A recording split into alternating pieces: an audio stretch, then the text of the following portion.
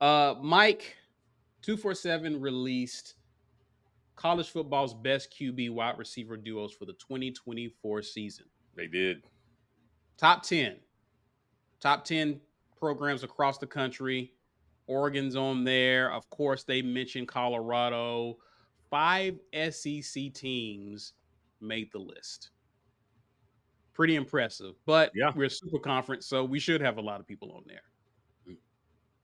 Amongst those, we'll talk about them. I don't know if you have these listed in order, Mike. I don't see them listed in a particular order. But number 10, or last in the SEC or listed, is Oklahoma with Jackson Arnold and Nick Anderson. Yep. Behind them is Ole Miss. Actually, I think no, you Yeah, don't. yeah, that's it. That's it. Okay. That's the one. Jackson Dart, Trey Harris. They came in next in that list. Are you still ordering them? Oh, yeah, yeah. Go ahead. Go ahead. Okay. Next we have Mizzou, Brady Cook, and Luther Burden. And then we have Carson Beck, Dominic Lovett. Number one, actually, overall in this top 10 list, and this article was written by Carter Bonds, I think. I'm not familiar with him. But number one was Texas, Quentin Ewers and Isaiah Bond. Even though they've yet to play together, they put up some good numbers in previous years, so Right. I understand why they would be number one.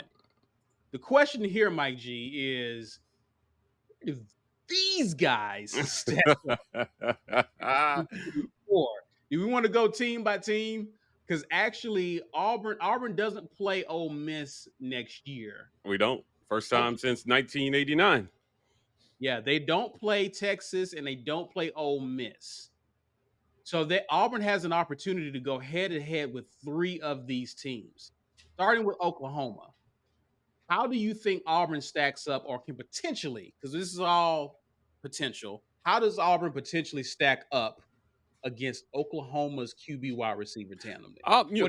I think Jackson Arnold is pretty good, and I mean they've had a lot of talent at Oklahoma. Hear me out. If we get 2021 Peyton Thorne, I think that Thorne and Cam Coleman can be equal to or greater than Jackson Arnold and Nick Anderson. Now, that's a testament to how good I think Cam Coleman is. I think he's that good. And when you have a guy that will just go up and get 50-50 balls, like the chemistry that some of these other guys will have from playing together longer kind of evens out a little bit. Cam is going to be that good. So we're projecting a little bit here, Caesar, because we haven't seen Cam in SEC play yet.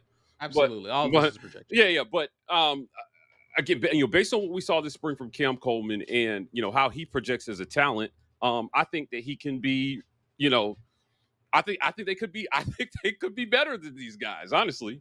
So how do they stack up? Equal to, with the potential to exceed, based on how the system goes.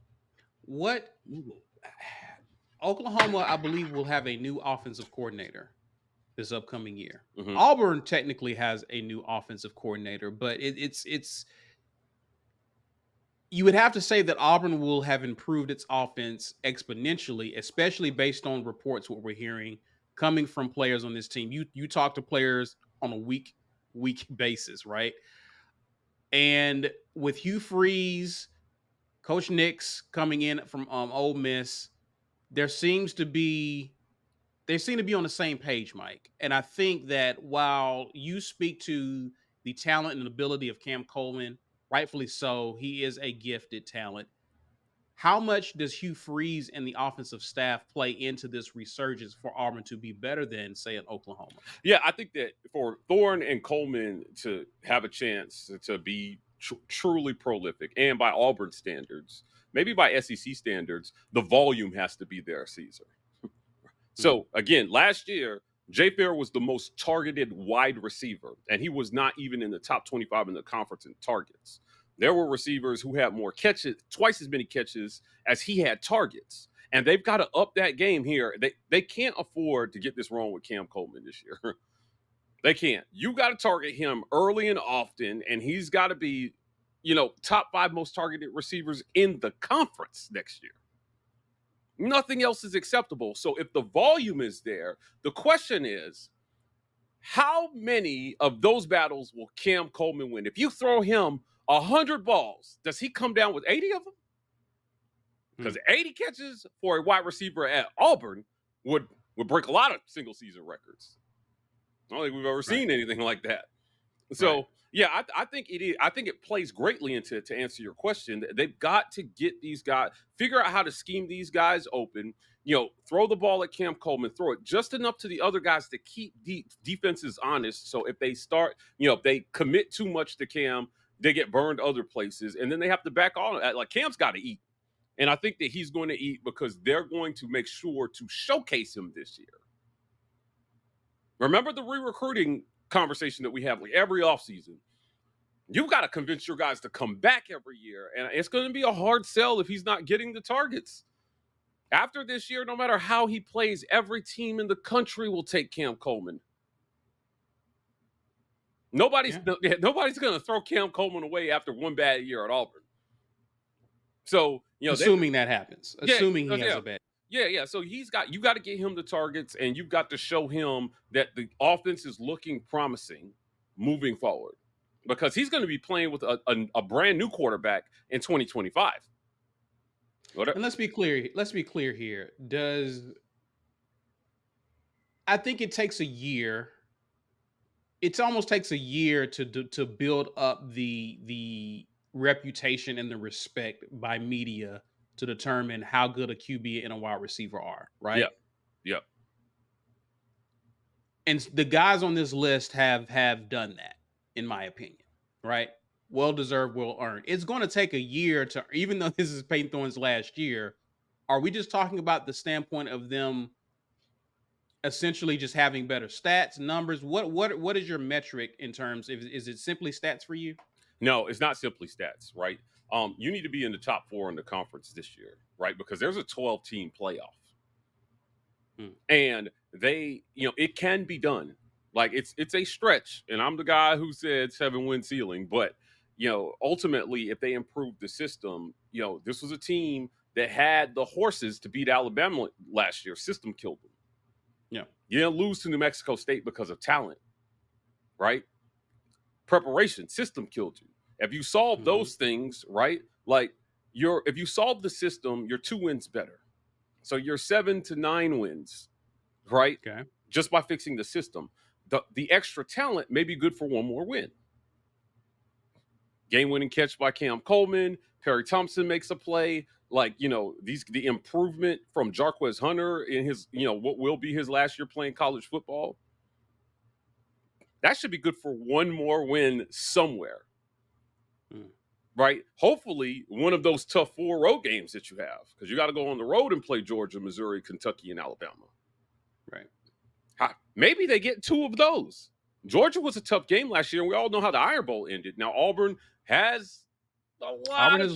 Auburn has looked very different on the road against Georgia and Alabama. Yeah. I mean, look, it's been a long time since they've gotten a win in Tuscaloosa. Cam was the last guy to go in there and get a win. It's been a minute.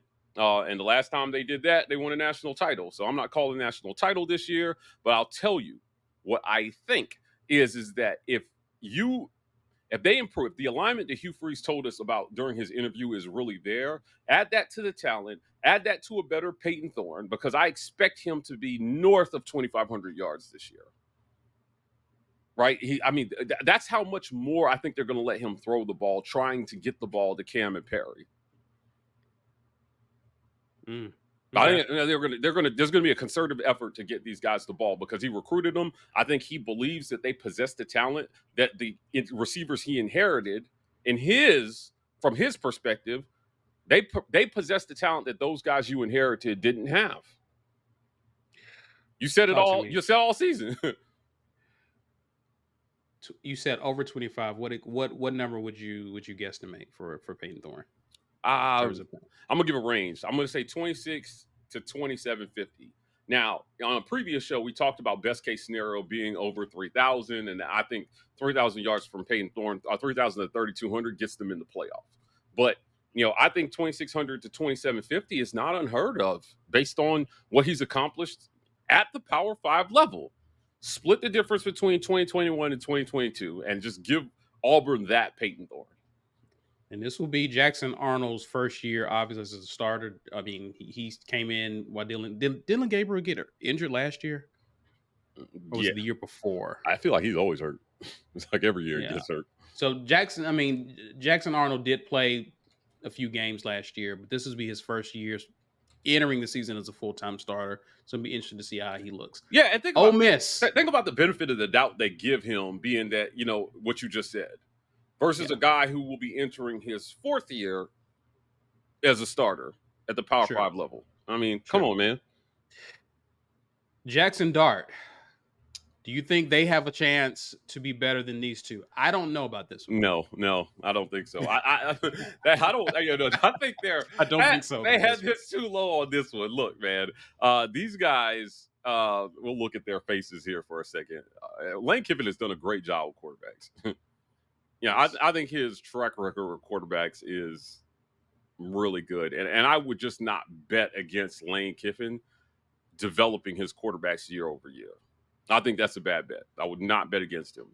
I have to agree with you there. Yeah, Trey Harris, man, I think he has a chance to be one of the best receivers in college football next year. But we know, again, in a Lane Kiffin offense, the volume will be there. They're going to throw the ball, right? Yeah. So it's interesting to me. This is always an interesting conversation when we're talking about a Lane Kiffin offense. There's been no lack of opportunities for Lane Kiffin quarterbacks at all. So, I'm interested to see now. Last year, Jackson Dart threw for 3,363 yards. That's just about to say that, Mike. About to say that. That's the best case scenario that we talked about for Thorne. Auburn's best case scenario, that's where Thorne lands.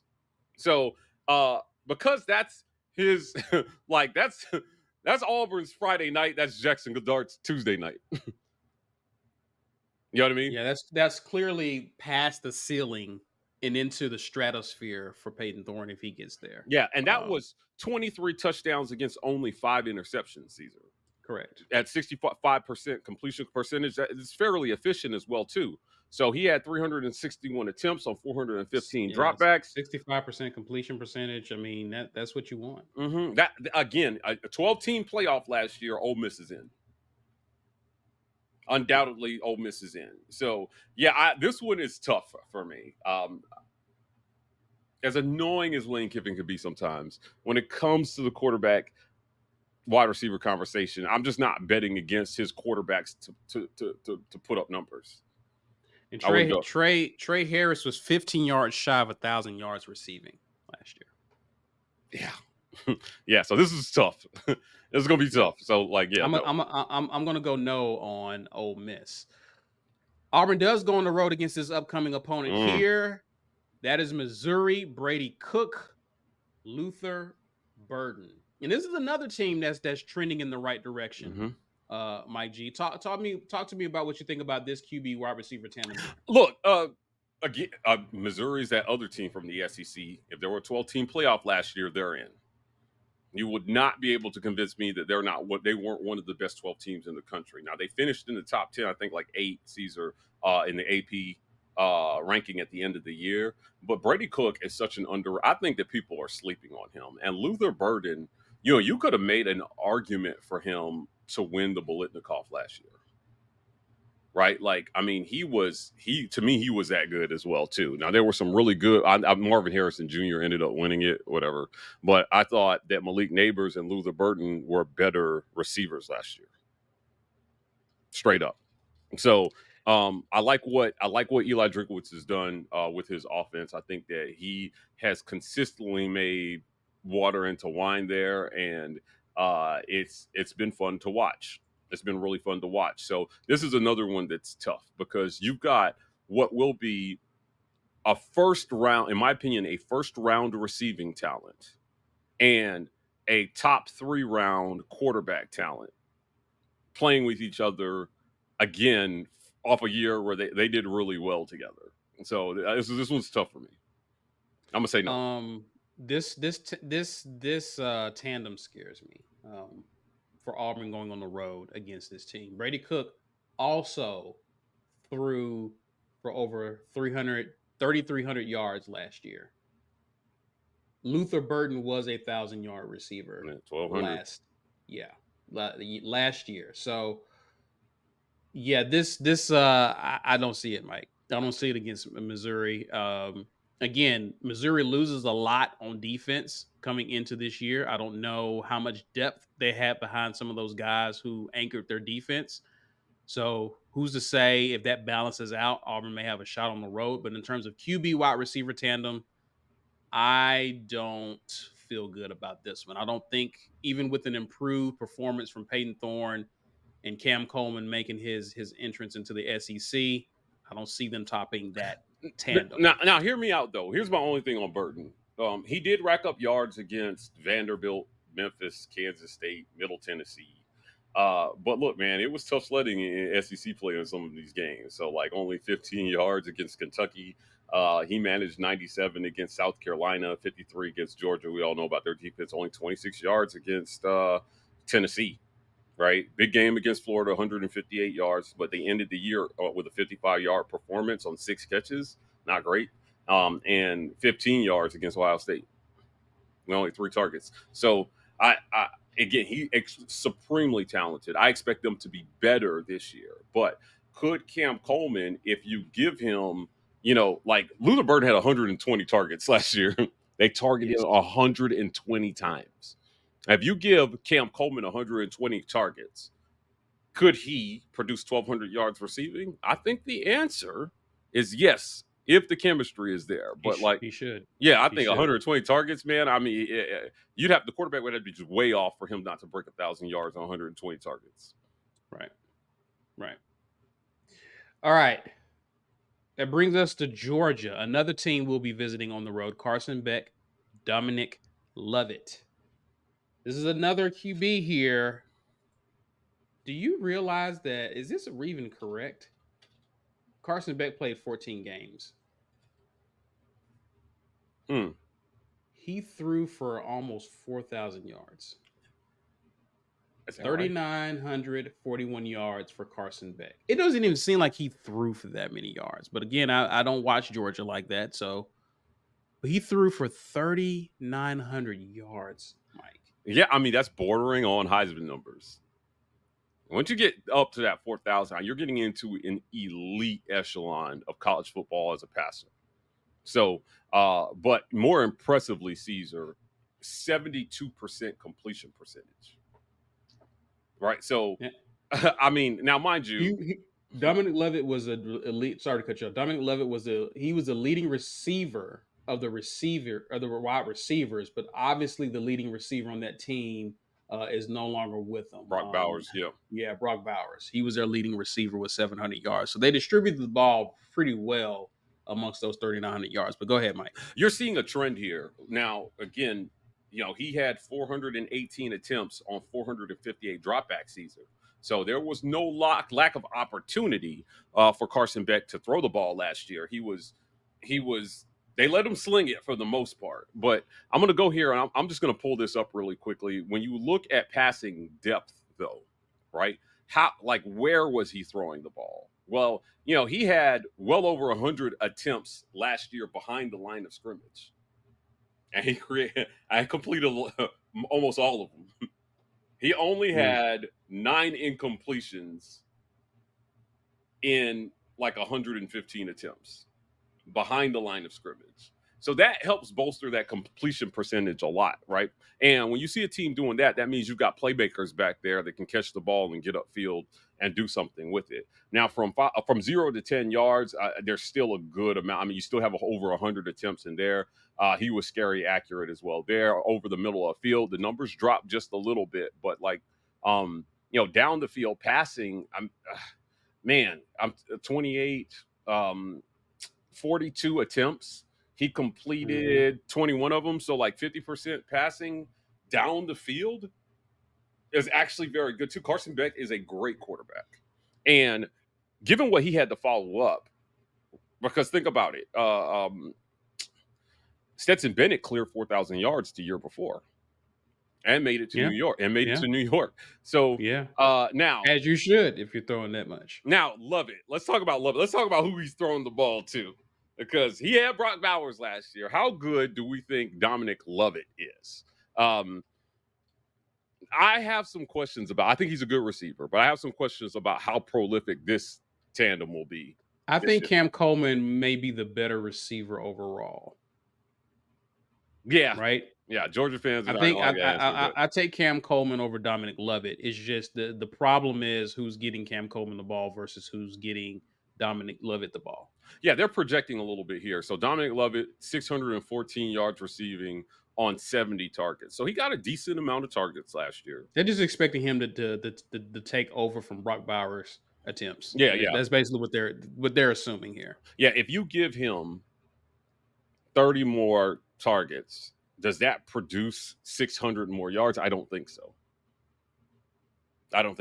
Because again, he's only 614-yard receiver. I think that Cam Coleman and Peyton Thorne could be better than what Dominic Lovett and Carson Beck were last year. Okay. Right. So, well, yeah, in terms of what?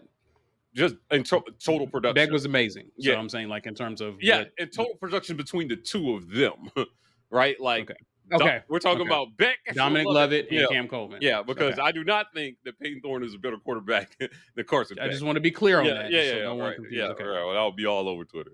Jesus Christ. But in terms of, but I do, like you said, I think that Cam Coleman can be a better receiver than Dominic Lovett. Okay. He should already assuming Lovett's production doesn't change much. Correct. Yeah. Like, I mean, and even if it does go up, the baseline for Cam Coleman should be around 600-700 yards based on the amount of volume he should get in targets. Right. The only way it's not there is if the accuracy is just way off or the targets aren't there.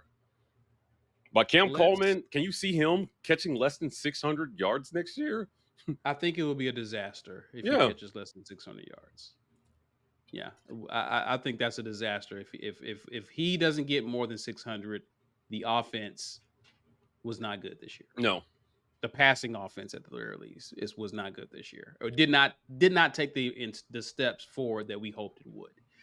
All right, the last but not least, in fact, their first is Texas. I don't even have to look at stats. This is a no for me, Mike. I don't think we have to waste our time looking up stats to see. I think it's a given. Texas is in a league of their own. Yeah. Look. So Isaiah Bond. Let's talk about Isaiah Bond here for a second.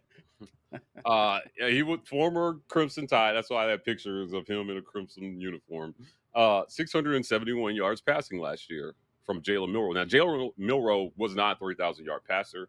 He came up short of that. I want to say like 2,600 yards from Milroe last year. He came on strong towards the end of the season. Yeah, right. But this was not, again, sitting around 75 targets. So similar to Lovett, right? We see that 70 target range produces about 600 yards on average. So can Cam Coleman be a better receiver than Isaiah Bond next year by the numbers? Yes, I do think he can. But the difference, I think, is going to be the experienced viewers. So, is this is not, like I said, they're projecting a little bit here with this. I mean, we don't know how much chemistry these guys are really going to have. But sure. I don't know. I think that Cam Coleman can beat Isaiah Bond's numbers last year.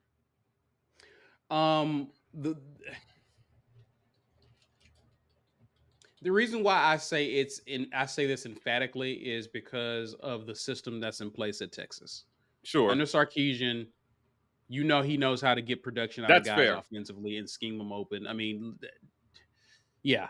Despite chemistry be damned, I think Sarkisian can get the most out of these two. Okay. So Ewers was a 3,400-yard passer last year. 22 touchdowns to 6 interceptions. Again, that 68.5 completion percentage range is pretty good. Once you start getting quarterbacks north of 65% and, around 400 targets, you're competing for championships. Sure. That's what we've seen in today's college football. Which is what Texas did. Yeah, right. They made the playoff. Yeah. Argument about whether they should have been there or not. Obviously, an argument about whether Alabama should have been there or not. But then when you look at passing depth for Ewers, like, where was he throwing the ball? Well, kind of similar to Beck. More than 100 attempts, about 110 attempts behind the line of scrimmage last year, and he completed all but 5 of them. So, that helps bolster the completion percentage. But from 10 to 20 yards, from 0 to 10 yards, he was pretty accurate as well, too. He had an NFL rating north of 100 in most of these zones. Down the field, his down the field passing was fairly accurate. It was not fair. I was about 33% down the field. So it's interesting. I think that this is an interesting one where they're projecting a little bit. Isaiah Bond is getting kind of like the Bama boost, leaving Alabama and going to a place where there's a coach with a history of producing pretty good quarterbacks. I believe it's Sarkisian, the play caller. I think currently he might be the best play caller in college football. Like play calling mind, whether he calls plays or not. Like, listen, man, this dude knows how to put together a game plan that can beat you offensively. Ewers took the next step. There was a little drama last offseason between Arch Manning and Ewers, because in the Texas circles they felt like Arch Manning was going to leave if he didn't get a shot, and that Sarkisian was going to feel pressured to play him. And they stuck with Ewers, man, and I think he rewarded them. 68% completion percentage, man, 3,400 yards. That'll put you in the conversation every single time. So, can Cam Coleman be a better receiver than Isaiah Bond? Yes, I think he can. I think he can by the numbers. Can Peyton Thorne be a better passer than Quinn Ewers? You can't even say that without. Yeah, that's going to be difficult, because I don't know. I think they'll up his pass attempts, but I don't think he's going to reach that 400 attempt threshold just quite, man. I think 350 would be an accomplishment. So, assuming there's no surprise teams this year offensively outside of what was named by 247, the best you could see Auburn getting is 4th or 5th. 4th or 5th. Yeah, middle of the pack in the SEC. Now, there's 16 teams now, so that would still be quite an accomplishment. Sure. Like 5th in the conference, after the year that they had last year, which was pretty much dead last, that's quite the jump. That's quite the improvement year over year. That's a huge leap. But again, it's a leap that I think Hugh Freeze and staff need to show that they're capable of doing. Yes. Right? If they're going to turn this team around, this program around, starting with the offense, you need to see, even if you don't get 4th or 5th, there needs to be a significant leap from 14 of last year. Yeah. You can't be bottom of the conference, and you've got to show that improvement year over year. You have to show that your system is progressing, that your players are developing, and that the guys that you're bringing in are effective. They were evaluated effectively, and that they're going to be contributors. You spent the whole year kind of dogging out the talent you had. Now you got a lot of the talent that you wanted in here. You got to have something to show for it. And the bar right now offensively is on the floor. Pick the bar up off the floor. Show fans, show alumni, show everybody that the offense is moving forward, because you got to have it in today's college football. Agreed. Also, want to give a shout out to show sponsor MANSCAPED. Father's Day is coming, Caesar. I don't know what my dad got a grill last year, but MANSCAPED has been on board for a while, so he has hella MANSCAPED stuff already. But you can never have enough when it comes to your grooming. Blink if you haven't purchased a Father's Day gift yet. We thought so. Today's episode is brought to you by MANSCAPED, the leaders in below-the-waist grooming. Maybe your pops has had a bush since the 70s, and that's okay. Our friends at MANSCAPED have crafted the total package for his special day. Whether it's for the boys, downstairs, his beard, or even the best pair of underwear out there, MANSCAPED has his bases covered. Head over to manscaped.com and get 20% off plus free shipping with code RAPPORT. Manscaped.com. Use code RAPPORT to get 20% off plus free shipping. For full episodes, check out the Midweek Report, going live on the War Report's YouTube channel at 7 p.m. Central Standard Time Wednesday nights. Until the next time, War Eagle.